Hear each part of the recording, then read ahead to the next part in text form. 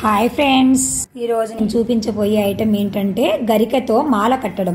రాబోవుచున్నది కదా వినాయక చవితి. అందరూ వినాయకుని అనుగ్రహానికి పాత్రులు కావాలి కదా.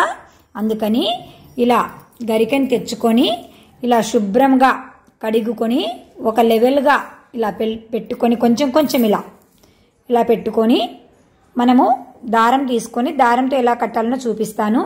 అలాగే ఇవి మీకు అందరికీ తెలుసు, జిల్లేడు పూలు, తెల్ల జిల్లేడు పూలు అంటారు. ఇది మాల ఎలా తయారు చేయాలనో చూపిస్తాను చూడండి ఫ్రెండ్స్.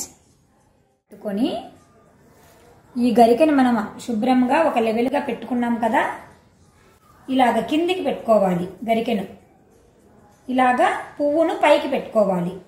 ఇలా మాలను కట్టుకోవాలి. ఇవి చాలా చాలా ఇష్టం అండి వినాయకునికి. కాబట్టి అందరూ రాబో వినాయక చవితికి ఇలా ట్రై చేసి మాలను అర్పించి వినాయకుని కృపకు పాత్రలు కండి ఫ్రెండ్స్.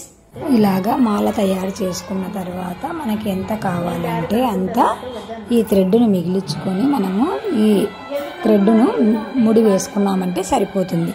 మన చిన్న విగ్రహం అయితే చిన్నగా, పెద్ద విగ్రహం అయితే పెద్దగా. By bye friends.